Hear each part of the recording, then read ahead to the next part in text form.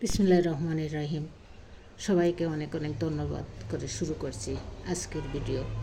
নিজেকে ভালো রাখার দায়িত্ব নিজেকেই নিতে হবে, কারণ খারাপ থাকলে কেউ ভালো রাখতে আসবে না। মানুষের উপরের রং দেখে তাকে ঘৃণা করো না। হয়তো তার কোনো একটা গুণ আছে যা কিনা স্বর্ণের চেয়েও দামি। ভাঙ্গা বিশ্বাস আর ফেলে আসা সময় কোনো দিন ফিরে আসে না।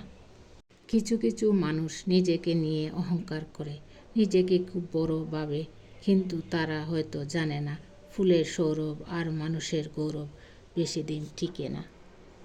রূপ দিয়ে তো সবাই নিজেকে সাজাতে পারে, কিন্তু যে গুণ আর চরিত্র দিয়ে নিজেকে সাজাতে পারে সেই তো আসল মানুষ।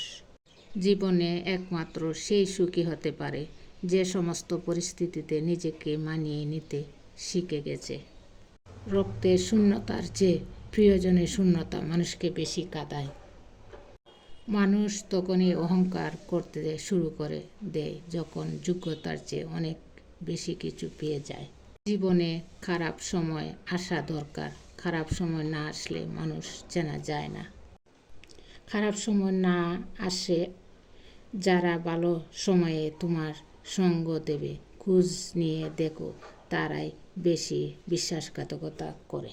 কে কতটা আপন সেটা শুধু সময় আসলেই ভালোভাবে বোঝা যায়।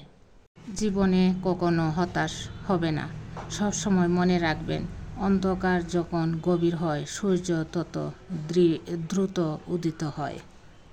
টাকার ঋণ হয়তো একসময় পরিশোধ করা যায়, কিন্তু দুঃসময়ে যারা পাশে থাকে তাদের ঋণ কখনো পরিশোধ করা যায় না। ভালো হয়ে থাকাটা কঠিন কিছু না, কিন্তু অনেক খারাপের মাঝে ভালো হয়ে থাকাটা খুবই কঠিন। আঘাত পেতে পেতে যখন দেয়ালে পিঠ থেকে যায়, একটা মানুষ তখনই একা থাকতে শুরু করে। যখন সে দেখে যাকে সে বিশ্বাস করে সেই তাকে ঠকায়।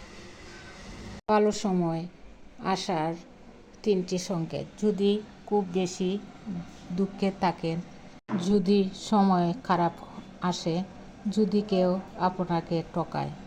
নিজের জীবনের তুলনা কখনো অন্য কারো সাথে করবেন না, কারণ সূর্য ও চাঁদ দুজনেই আলো দেয়, কিন্তু নিজের সঠিক সময়ে।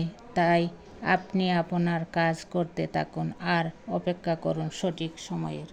মনে রাখবেন, একেবারে বা অল্প সময়ে কখনো সফলতা অর্জন হয় না।